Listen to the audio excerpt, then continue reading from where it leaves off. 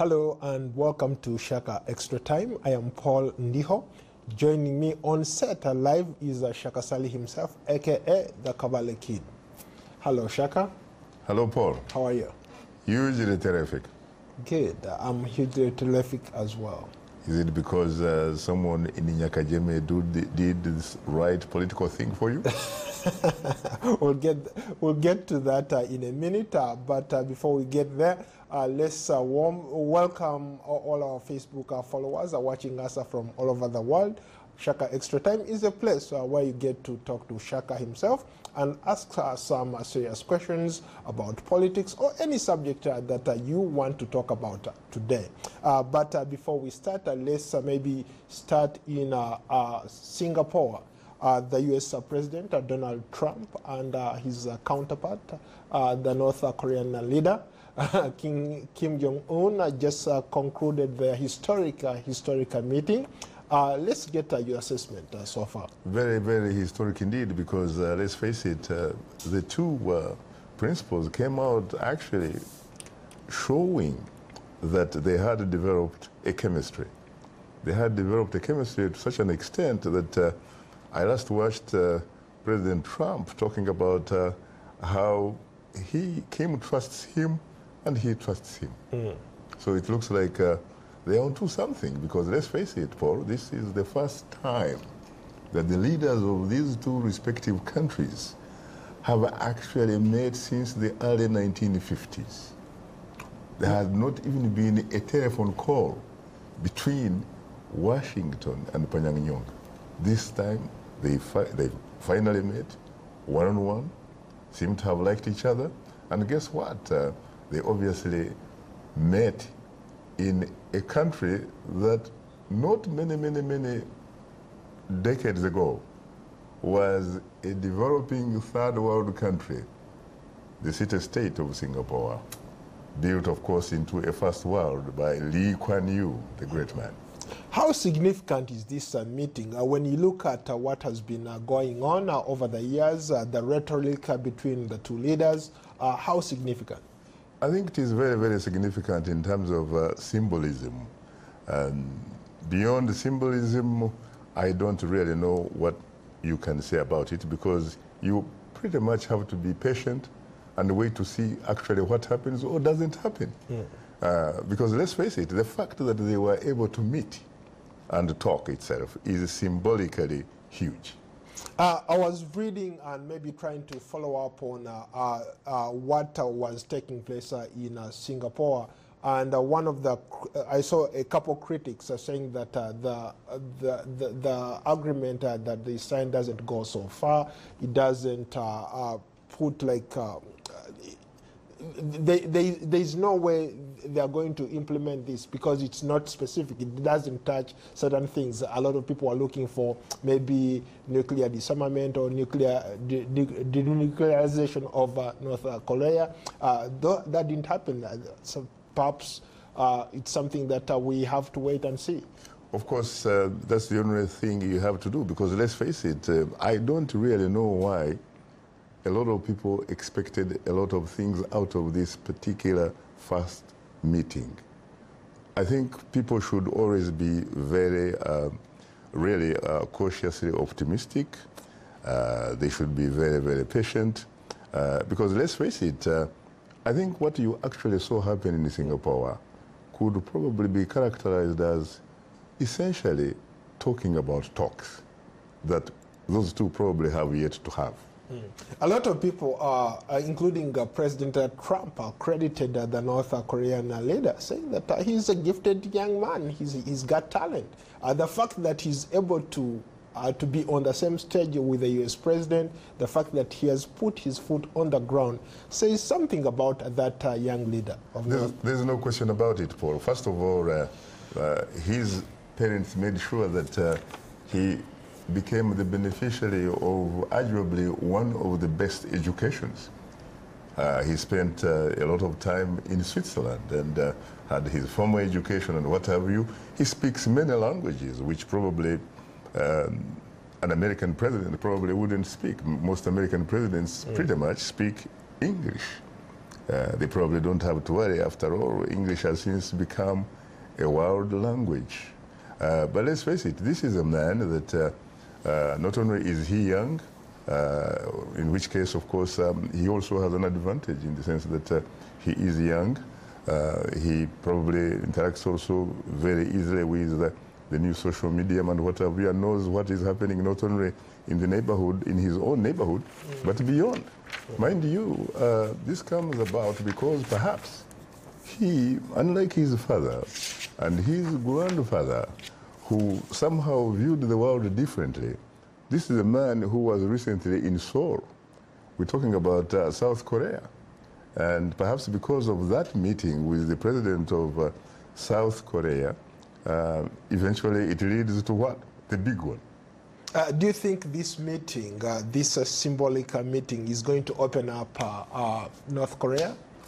Or that's something that we have to wait and see how this whole thing plays out?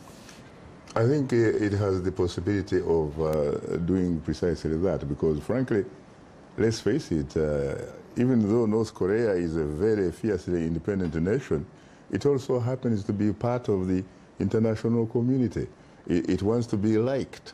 It wants to have allies. It wants something to happen so that it can also, frankly, enjoy some economic advantages, because the economy is not in a particularly good shape. They can't simply live on nuclear weapons. I mean, you can't eat nuclear weapons.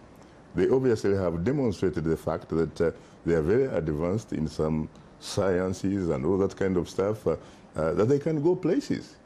Now it's time for North Korea to figure out a way of opening up so that their people really can begin enjoying life like people who live, for example, in their immediate neighborhood. Let's face it, you're talking about South Korea and North Korea.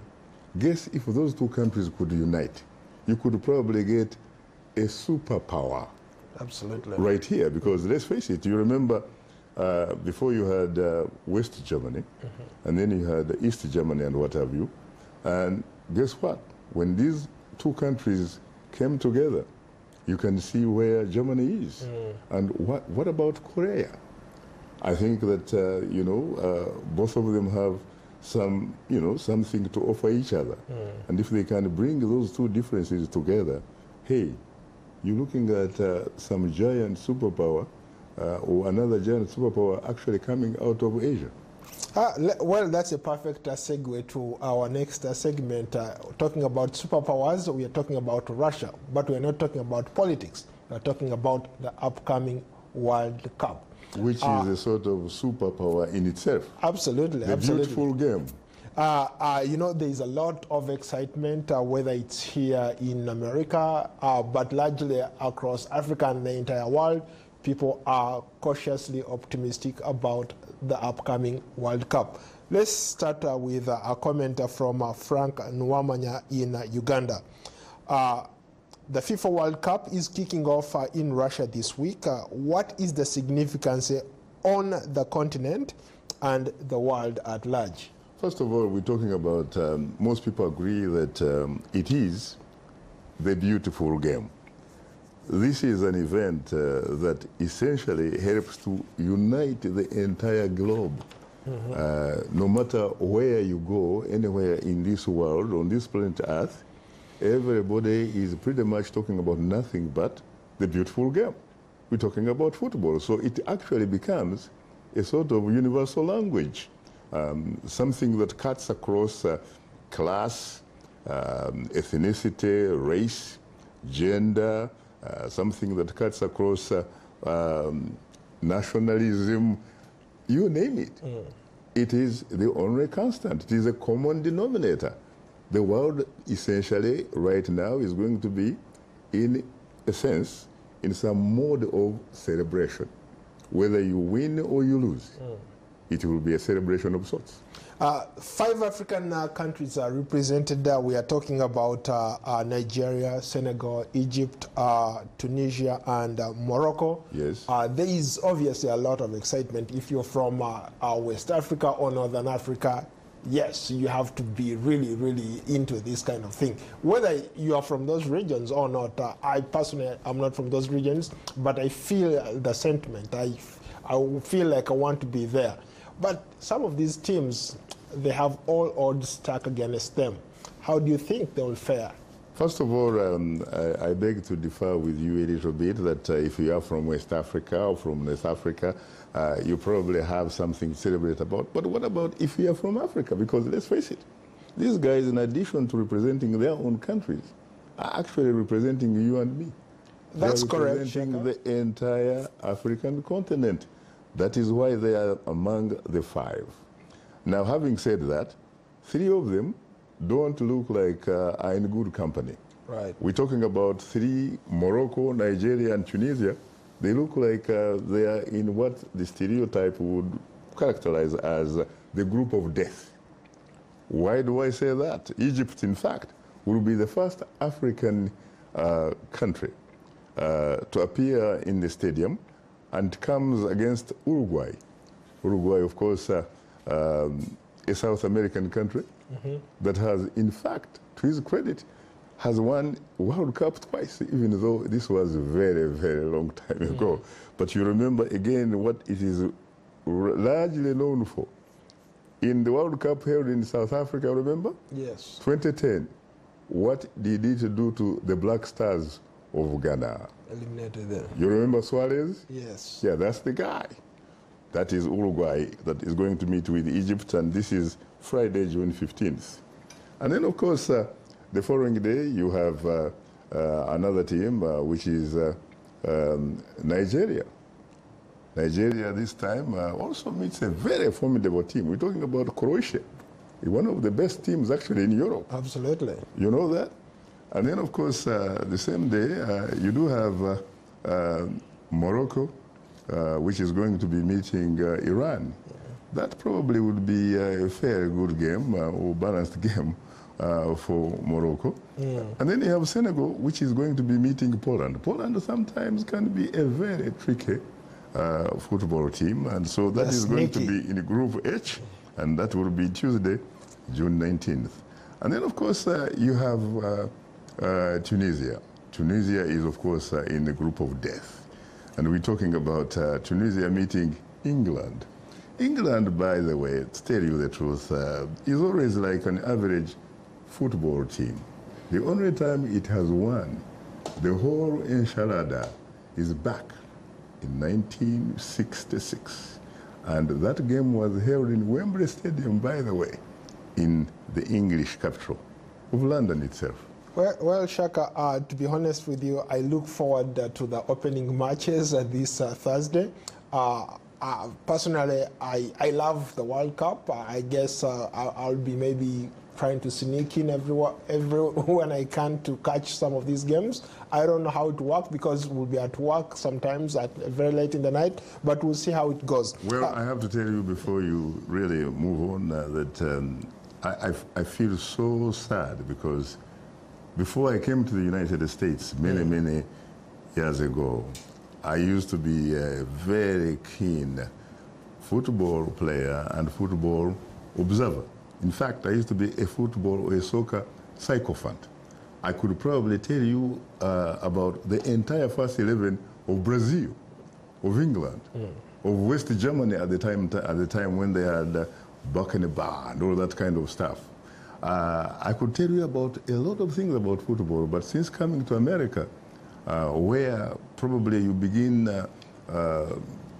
singing the virtues of basketball and American football and stuff like that, there isn't really much that I can tell you about. But I will support the African teams with my heart.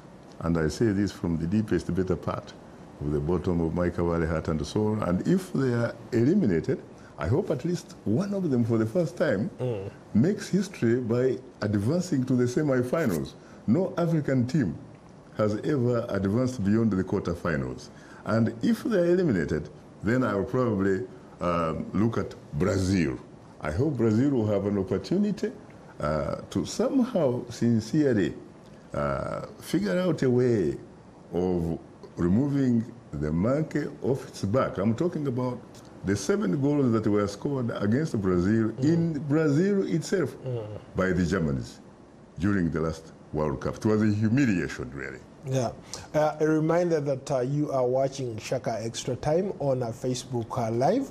And in case you just are joining us today, we are even live on Twitter. So if you want to reach us via Twitter, you can use the hashtag Shaka Extra Time.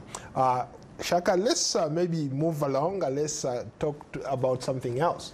Let's talk about Congo, the DRC. There is so much happening in Congo. But more importantly, last week, the former Vice President Jean-Pierre Bemba was acquitted by the appeals court at the International Criminal Court. There's a lot of talk out there that if this guy is released today, if he goes back into Congo, he will become the next president. Your thoughts? He could, of course, but I have to correct something here, Paul. You said the former vice president. You remember, he was not the only vice president. There were 4 vice presidents, correct? Yes. Yeah, so he was one of the former vice presidents. This is a man who arguably, there are a lot of people who actually said he could in fact have legitimately won the election in 2006. And even later, 2006 he could have won, but that he was actually rigged because you know how elections are conducted on the continent. A lot of people call them, in fact, selections, not elections, because there is an African president who at one time said, and this was the former president of Senegal, that how can you, in fact, you are an incumbent president, organize and hold an election that you end up losing. And so this is a man who people suspect, he could have won that election. And the election which came up 2011, you know where he was. By that time, he was in fact in The Hague, in a prison, and still he commanded a lot of following, a lot of support. And as we talk, even though the man has been in the prison for more than 10 years, guess what? A recent public opinion poll in DRC suggested that if he were in fact running, he would end up 3rd. This is a man who has actually been in prison for at least 11 years. So this man, if he is released, and I'm sure he's going to be released anyway, because the only thing remaining is about a charge that he may have interfered with witnesses in terms of evidence and what have you and stuff like that. But that's a lesser charge, though. Yeah, but the maximum charge, in fact, maximum amount that he could actually be locked up happens to be 5 years. And he has already served that. More than 10 years. So I think I could only say that I can see him free tomorrow. And if he's free, he obviously will go to Belgium to join his family, which is right there. And eventually I think he will definitely go back to Kinshasa. And if he goes to Kinshasa, I would frankly want to agree with you that, guess what? He could actually be the next occupant of State House, Kinshasa. So he could be the guy that you and I would go back to Kinshasa actually to interview. Let's go to a Facebook comment from Chinyeri Ezifi. What is the reason that a 3rd-term agenda is so popular among African leaders? Earlier, you and I were talking about in Ethiopia how the current, the new prime minister wants actually that lifted. He wants he wants terms put in place so that the current prime minister or his tenure is affected by those terms, to have a prime minister who is elected by terms. But on the other hand, in Ivory Coast, you have Alassane Ouattara, who is suggesting or implying that he wants to remove term limits. What's up with that? It's very interesting. When we go to Ethiopia, you're looking at Abiy Ahmed, an incredibly politically generous player. Because let's face it, traditionally, there is absolutely no reason, if you are using what they call a parliamentary system, you do not need to have term limits, because you do not have an individual actually running nationally for that particular position. Because to be a prime minister, it is an appointment or an election that you get from a victorious political party which of course is allowed to form a government, or a coalition of political parties which form a government and have to choose among themselves someone that becomes a prime minister, the first among equals, because a prime minister in fact means a big minister, but a minister nonetheless. So he is a very progressive guy, because let's face it, you can see the kind of reforms he's coming up with. You can't believe this man only came in office in April. And right now, it pretty much looks like a sort of trajectory political change of sorts in Ethiopia, a country until recently that was so autocratic. Right now seems to be on the verge of, in fact, being, in a sense, a candidate for democracy in that region, frankly, where democracy seems to be a foreign language.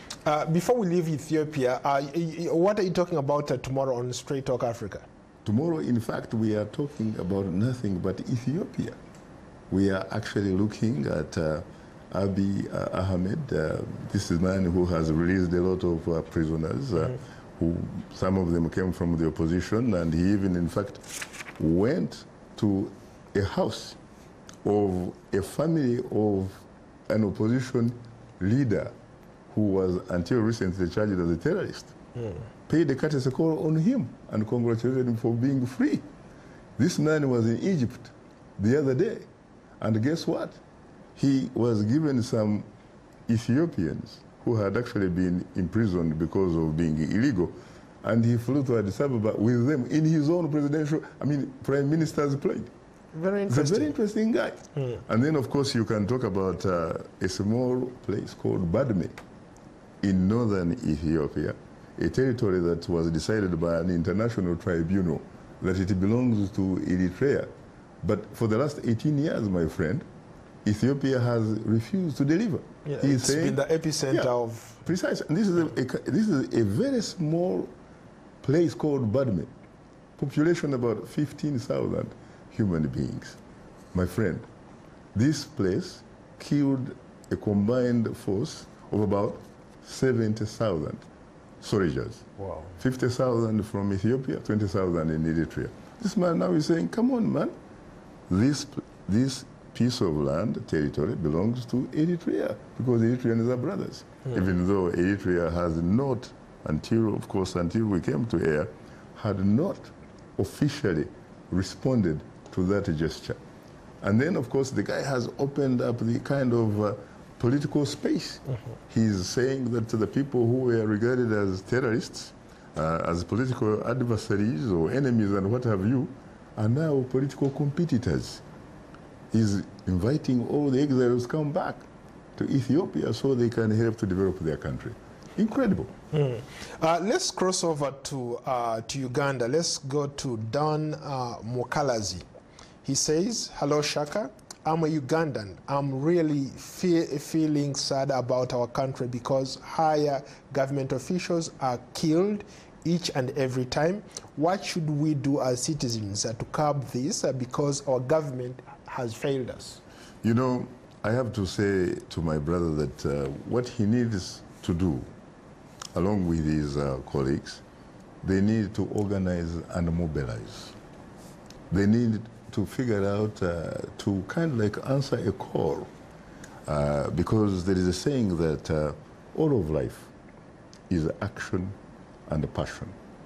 And to ignore the action and the passion of your time or generation, my brother, is to risk having not really lived at all.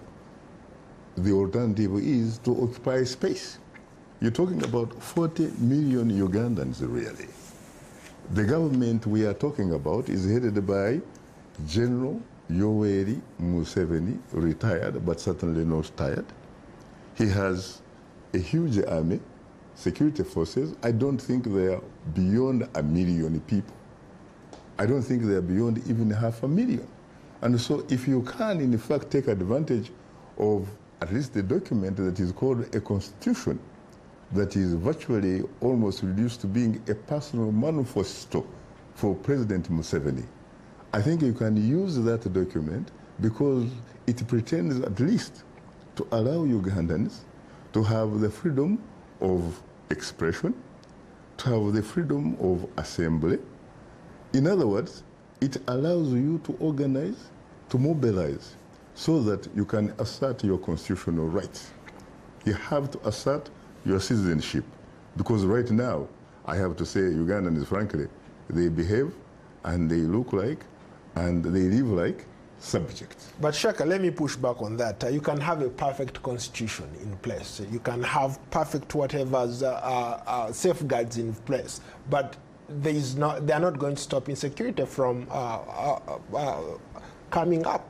You have all these murders, unexplained murders. Nobody has been able to catch any of these people committing crimes of that nature. Unfortunately, I disagree, Paul, because the first responsibility of any government, first and foremost, is to provide security to its citizens, its people, and property. If you have reached a point as a government where you cannot in fact guarantee that inalienable right, then it means that you are no longer in a position to be called or to call yourself a government. Then you should go. You should resign, because you're not in control. You can only be a government if you are in effective control of a society, if you are in effective control of the elements that give you the opportunity to provide certain fundamental rights of human beings. You have to make sure that you do things that are expected of a state, because the people pay their taxes.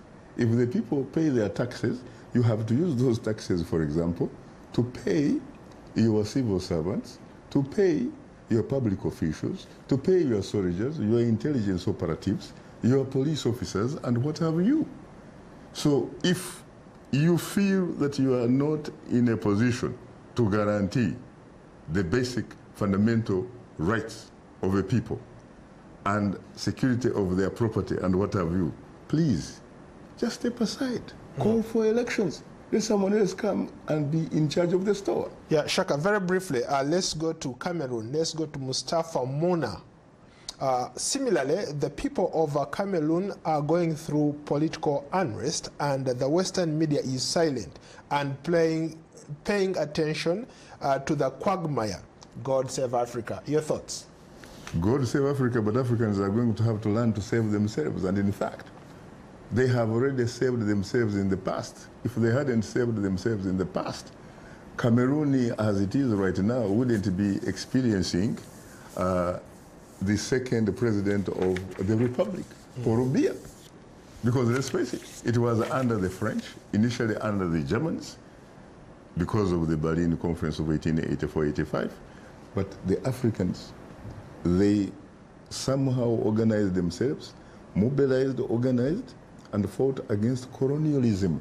Look, the British had an empire where the sun never set. Where are they? Apartheid South Africa even had nuclear weapons.